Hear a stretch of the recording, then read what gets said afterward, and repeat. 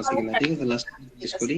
না বলো। লাস্টের রেকর্ডিং হচ্ছে আপনাদের জন্যই, কারণ এটা তাতে আমি এখন দেখাই গেলাম, পরবর্তীতে আপনি নিজে যখন করবেন তখন যদি প্রবলেম হয় ক্লাসটা যাতে দেখতে পারেন।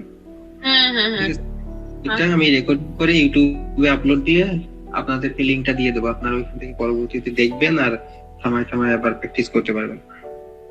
তাহলে শুরু করতেছি।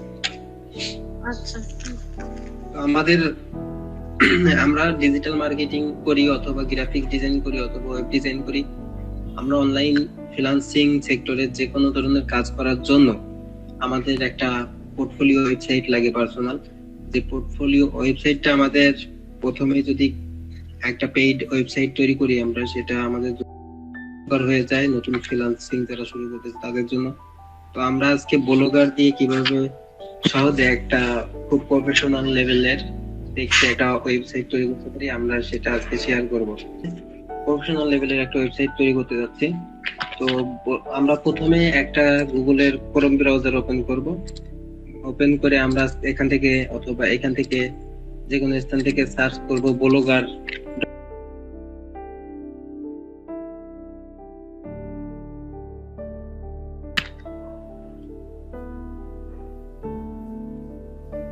blogger.com লিখে সার্চ করার পরে আমাদের এই ব্লগারের ইন্টারফেসটাই নিয়ে আসবে।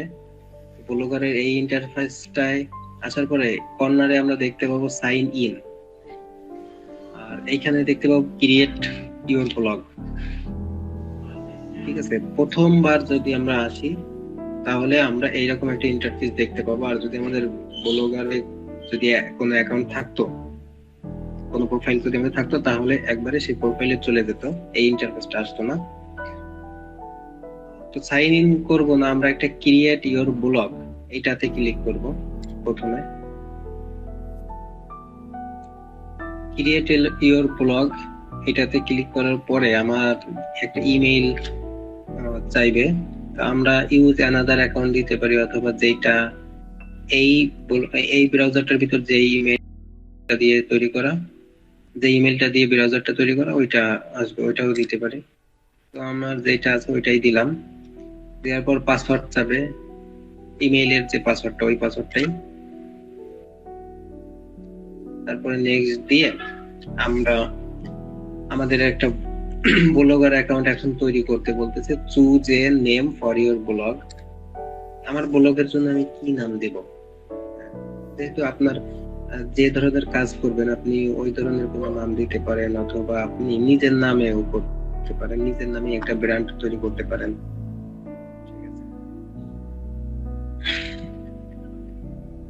তো choose a name for your blog, আমি এখানে দিতে পারি যে ডিজিটাল মার্কেটিং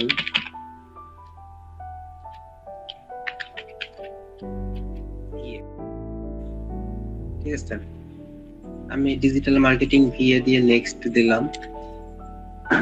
এরপরে choose a URL for your blog, এখানে আমার একটা ইউআরএল অর্থাৎ আমার যে ব্লগটা, এই ব্লগটার লিংকটা আমাকে তৈরি করতে বলছে।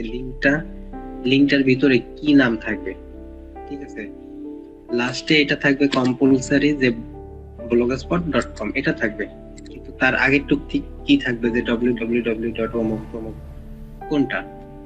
You can also add an custom domain later, ঠিক আছে। পরবর্তীতে একটা কাস্টম ডোমেইন পরবর্তীতে যোগ করতে পারবেন, যেটা আপনার কিনে নিতে হবে। কিন্তু এখন আমরা ফ্রিতে যেহেতু তৈরি করতে চাচ্ছি, ফ্রিতে আমরা কি দেব? ফ্রিতে দিতে পারি ডিজিটাল মার্কেটিং কি বলছে, this blog address is available. এই ব্লগ অ্যাড্রেসটা অ্যাভেলেবল আছে, ওকে। কিন্তু শুধু যদি আমরা ডিজিটাল মার্কেটিং দিতাম, দেখেন sorry this blog address is not available, অর্থাৎ এটা অন্য কেউ নিয়ে নিছে। এটা একটা ইউজার নেম টাইপের, এটা অন্য কেউ নিয়ে নিছে। এটা যেটা অন্য কেউ করবে ওটা আর আপনাকে দিবে না। ডিজিটাল মার্কেটিং ভিএ,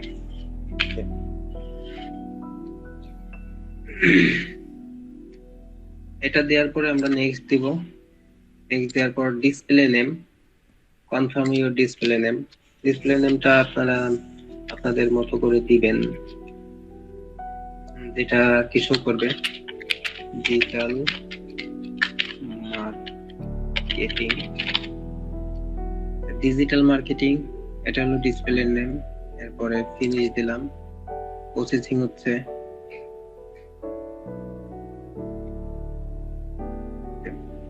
দেখেন আমার একটা ব্লগ সাইট কিন্তু তৈরি করা, ঠিক আছে, ডিজিটাল মার্কেটিং ভিএ।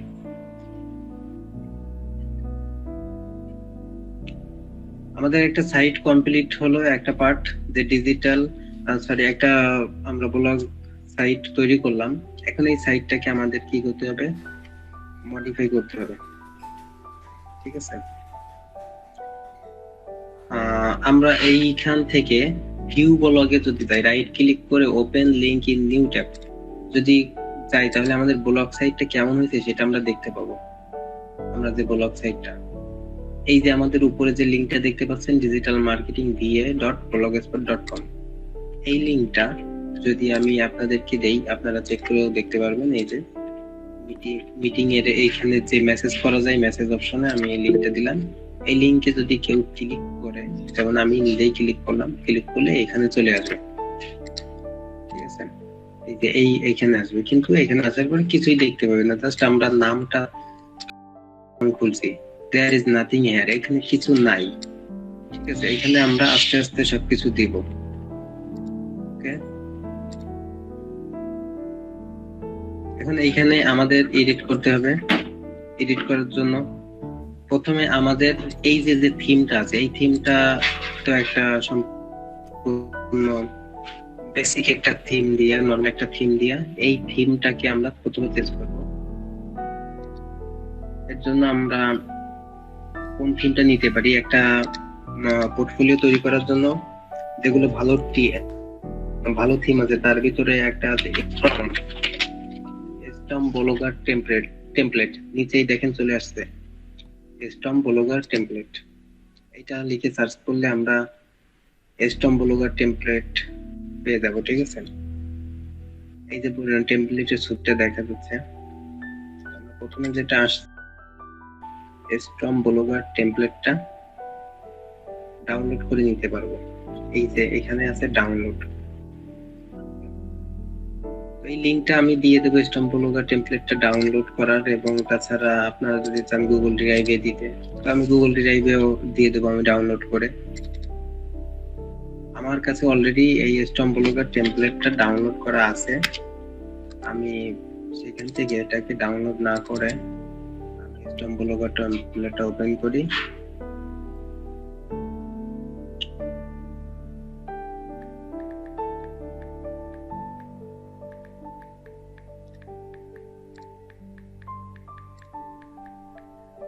এই যে স্টম ব্লগার টেমপ্লেট,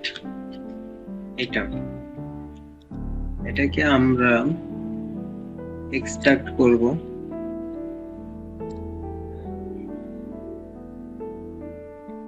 করলে স্টম ব্লগার টেমপ্লেটটা ওপেন হয়েছে, এখানে ওপেন হলে আমরা এর ভিতরে ঢুকলাম, ঠিক আছে।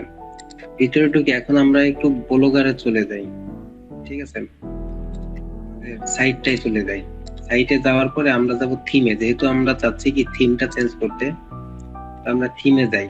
থিমে যাওয়ার পরে আমাদের এখানে দেখেন অনেকগুলো থিম আছে ব্লগারের আন্ডারে, তো এই থিম গুলো আমরা চাইলে ইউজ করতে পারি, কিন্তু আমাদের পোর্টফোলিও ওয়েবসাইট বিল্ড করার জন্য আমাদের স্টম ব্লগার টেমপ্লেট আমার ভালো লাগে, এই কারণে আমি এটা দিচ্ছি।